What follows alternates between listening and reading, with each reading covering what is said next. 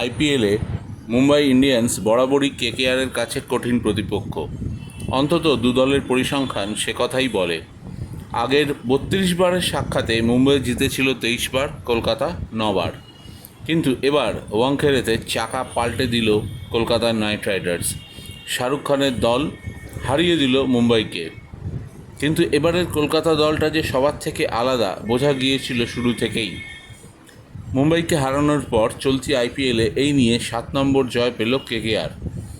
তবে এদিন ব্যাট করতে নেমে কলকাতা মোটেও ভালো শুরু করতে পারেনি। ইনফ্যাক্ট ১৬৯ রানে অল আউট হয়ে যায় কেকেআর।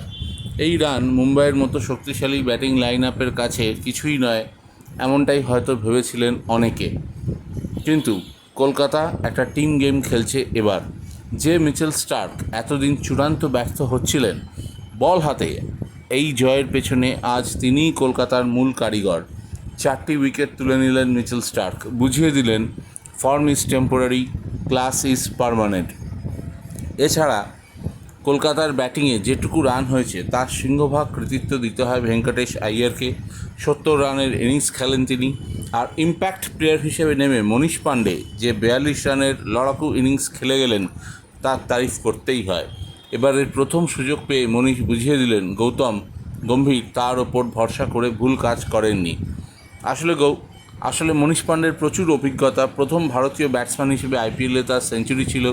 অতীতে কেকেআরের হয়ে আইপিএল চ্যাম্পিয়ন হয়েছেন, তাই তার প্রতি একটা আলাদা দুর্বলতা বরাবরই রয়েছে গৌতমের। আর অন্যদিকে বলতে হয় ফিল সল্ট এদিন পুরোপুরি ব্যর্থ ছিলেন। সুনীল নারিনও রান করতে পারেননি।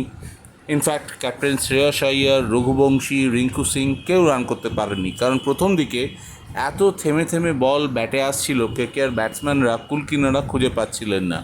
কিন্তু ওই যে বলে না, লেগে থাকলে সব হয়, লড়াই করলে সব হয়, সেটাই রয়েছে এই কেকেআর দলটার মধ্যে।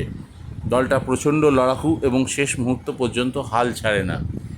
যাই হোক, মুম্বাইয়ের বিরুদ্ধে ওয়াংখেড়ের মাঠে ১২ বছর পর এটাই প্রথম জয় পেল কলকাতা। শুনতে অবাক লাগলেও এই পরিসংখ্যানটা এমনই। তবে আশা করা যাচ্ছে কলকাতা মোটামুটি এই জয়ের পর নিজেদের প্লে অফ প্রায় নিশ্চিত করে ফেলেছে। অন্যদিকে মুম্বাই আইপিএল থেকে ছিটকে যাওয়ার মুখে।